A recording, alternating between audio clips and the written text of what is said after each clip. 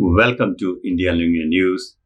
Our guest today is Yasmin Padamsee Forbes. This is for the first time I'm meeting somebody whose last name is Forbes, right? Or Padamsee Forbes, right? Oh, thank you. Thank you so much. Welcome to our studio, Yasmin. Thank you. And we are looking forward to honoring you on April 26th at the annual awards gala. Thank you. I'm very honored and excited that I have been nominated. I'm very, very, very grateful for all the people who nominated me. So now let us start with your role. You are an executive director at the Asian American Pacific Commission of Massachusetts. Yeah. So what this commission does and what is your role there? So the Asian American Pacific Islander Commission, it's an organization that looks out for the AAPI population across Massachusetts. The commission has been around for more than 15 years, and it is, being supported and being commissioners who have been appointed by various appointing authorities. Appointing authorities are such as like the governor or the state treasurer or the attorney general. So each of them appoint 3 commissioners to the commission for a 6-year period. And all these commissioners are volunteers. And my role as the executive director is to ensure that we work together to reach out to the community and ensure that their needs are met effectively. So now you also have a very interesting background. So you were born in Bombay in India, and then you have worked in the Pacific Islands, Pacific countries in Asia. And so how was that experience and what brought you to US? So I was born in Bombay and, came to the US to study for my bachelor's. And I studied in a small university upstate New York.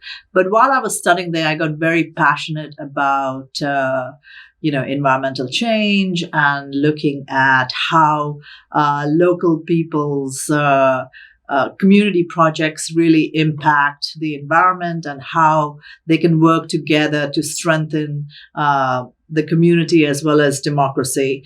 And I was researching and I reached out to different groups, and I had some friends who some of them went to the Pacific. And when I was looking there, I saw that there was a group there called Foundation of the Peoples of the South Pacific. And I reached out to them and asked them, once I graduated, after I had my BA, whether I could go and work with them in Papua New Guinea. And, at that stage, when I just graduated from college, one really undersells yourself, which is kind of important. So if you have kids, ensure that you don't undersell yourself, because I went there and I agreed to work on $100 for a month. Mm. And, I was just really grateful for this opportunity. But I was able to take this one community theater group and expand it into a network of 21 community theater groups across Papua New Guinea. And eventually I raised more than £1 million for them, more than $1 million. And I was also interviewed and written about in the Encyclopedia for World Theatre for my work I've done in the Pacific. So that is like. And how many years did you spend there? I spent 4 years. 4 years, okay. Yeah. Okay. So I initially had planned to go there for a year, but I'm very passionate about what I do, and this was just working with the local communities and ensuring that that their culture was preserved, because it was working with theater groups, as well as ensuring that they got various messages that, because you have, in Papua New Guinea, you have more than 800 different languages and dialects. Mm-hmm. And what is the population of Papua New Guinea? So at that stage, the population was around 4 million. For 4 million, you have so many languages. Exactly. So therefore, it was theater was one of the ways where you could really talk to local communities in their own language. No, so just to clarify, so it seems like that every little village has their own language. Yeah, it's almost like that. Because it's in the central part of New Guinea, it's very mountainous. So you had communities that, sort of not grew up, but sort of formed, without really knowing or coming to have much interactions with the community that lived over the hill. Mm-hmm. And so they developed their own language and So from which year to which year you were there? So I was there from 92 to 96. Okay. And then what happens in 1997? So once I came back to the US then for my master's and got a master's at New York University. Mm-hmm. And while I was there, I knew I wanted to work internationally and work in development. So I applied for jobs at the UN, and I was hired by the United Nations in New York, and I started working with them. I worked with them for 4 or 5 years. Mm-hmm. Based in New York City or somewhere? Based in New York City, working on all the major UN conferences. Mm-hmm. So on women's issues, on HIV, on environment. And it was just really interesting to have that global reach and be able to really, because I was based in the Department of Public Information. So we had the ability to reach out to media networks across the world.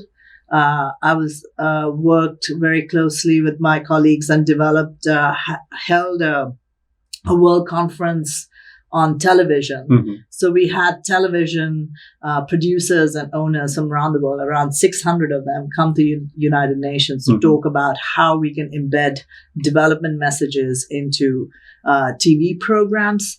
We had the head of MTV and I had Arthur C. Clarke, who invented, with the satellite. You have there's a satellite line where the satellites are based, which is called the Arthur C. Clarke line. Mm-hmm. So I'd met him while I was in India, so invited him to speak to the conference about, satellites. And that was like an incredible event. And I think everyone who's in television realizes that if it wasn't for Arthur C. Clarke, you wouldn't have satellite TV. Oh, absolutely. And so it was very gratifying to have him to come and speak. So what happens after United Nations? So after the United Nations, I went back to India because I was pregnant and gave birth to my daughter in Mumbai. Mm-hmm. And my husband, who is American, also came with me, and we were there. That's where you get the Forbes name. Yes. Okay. Yeah, it's through my husband. Mm-hmm. And then once we, when I was after our daughter was 3 years old, I started applying for jobs again with the United Nations, and I wanted to work in the field at this time. Mm-hmm. And so I got a job with the United Nations in Lao PDR. Mm-hmm. So I went there with my daughter and husband, and started working with UNDP, the United Nations Development Program. Sure. And that was really interesting because Laos at that time, even still, not many people have heard about it. Mm-hmm. And I have. That's great. That's great. That's great. But I know in India, when I was telling people I was going there, they were It used to be called Laos. Yeah, exactly. Mm-hmm. And now, with Laos, Lao PDR, it was just...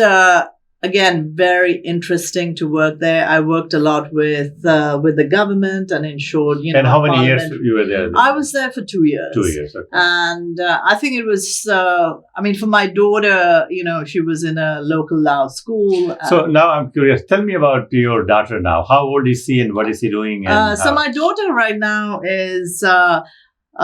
she's 20, and what is her name? And she's studying in Zella, and she's studying in New York University. Mm-hmm.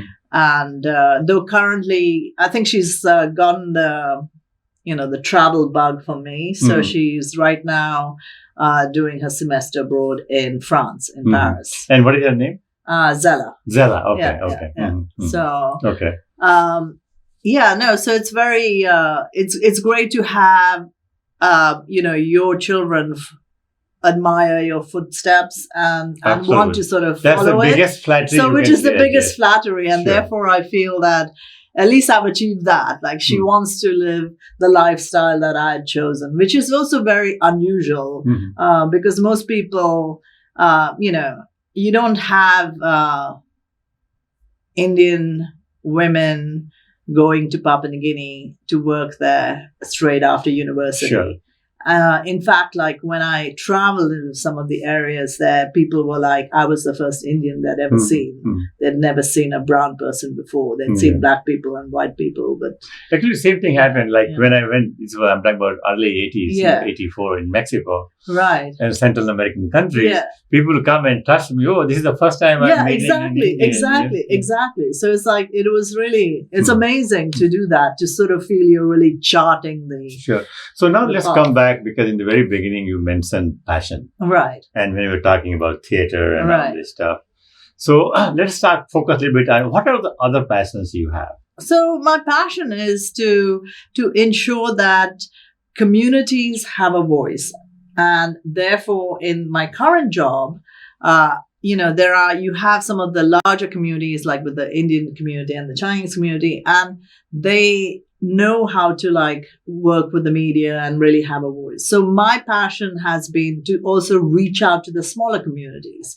We've had listening sessions with the Burmese community here in Massachusetts, with the Bhutanese community, with the Afghan community. And hearing all these different stories, you realize like we all have similar life lessons to share and learn from each other. And we also, when we first came to America, the struggles that we went through are very similar that what people like from Afghanistan or Bhutan sort of struggled and to really assimilate in America. And therefore, it's important for us to find a way to look at how do you sort of solve some of these issues, so that people that come after and keep coming, they're not going through the same problems as we all did like 10 years ago, 20 years ago, 50 years ago. I mean, people have always had the same issues, how in terms of language access, in terms of how do you sort of get a driver's license? How do you sort of apply for Social Security? How do you sort of, and these are legal people, but it's just, they've kind of, the system is kind of broken. So even though there's a lot of services that are offered in Massachusetts, the system is broken and people don't really know how to access it. And also there's a lot of hesitation, fear. Exactly. And there's a lot of hesitation and fear as too, well. Yeah. And language too sometimes. Yeah, exactly. And language. And that's why it's really important to like speak to those communities and, provide those services to them. And I think that's what I'm really passionate about, to sort of ensure that people are assisted. What about theater? It still exists, or? So with theater, when I did my studies at NYU, I did a lot of training on community theater and working with, did different programs related. I mean, like on one of the theater that we did was on Staten Island Ferry. It's called Invisible Theater. And that's where you go onto the ferry and you pretend that, a domestic violence situation or something like that on the ferry. And then you see if people are going to stop it. And then if no one stops it, then you talk about it later while you're, and you have in a way a captured group because they're on a ferry, they can't leave. And you talk about like, if you do see things like that, why is it that you don't intervene? Like, why do you sort of feel that I need to just walk away? Like, why, and so using theater to have these difficult conversations. So that's what I did at NYU and, and use some of those skills also while I was in Myanmar, because I was just before I came back to the US. So now in theatrical, you mentioned domestic violence of that. So now since you already work so closely with all these different Asian communities, do they talk about domestic violence? Does it exist there? Yeah. Well, we do. They don't. So when we have our listening sessions, we haven't had one only with women and only with men, because I don't think, from what I've seen in different places, it's not only women that are affected, it's also men that are affected. It could be children that are affected. Sure. It's like there are lots of different scenarios. So we haven't sort of done that yet, but then you do sort of get a little bit of understanding from people because they talk about mental health issues. Mm-hmm. So they're not mentioning it directly, but they sort of say like, well, the anxiety and mental health and family issues. And then there are also excellent community groups here, like Saheli. That's what I was going to mention. At least that work with communities on these issues, So if we do sort of come across women who have been impacted, we definitely would connect her to groups that can assist them directly. Now, thank you so much for coming. And we are really looking forward to seeing you on April 26th at the Wellington Marriott. Yeah, no, thank you so much. And thank you, everyone, for listening to my little speech. Thank you. It's so wonderful. I'm really glad I came to know so much about you. Thank you. And I'm so glad that you were nominated for this award. So we are really excited. Thank you. Yeah, no. And what you are doing, it is making a huge difference and impact. And especially, these communities that are, affected, as you said, there is a fear, there is a doubt, there is a hesitation, there is a language barrier. Yeah. And they need as much help and support. They need all the help they need. So if anyone wants to get in touch or sort of provide any assistance, please don't hesitate to get in touch with me. Thank you. Excellent. Thank you so much, Yasmin. Thank you.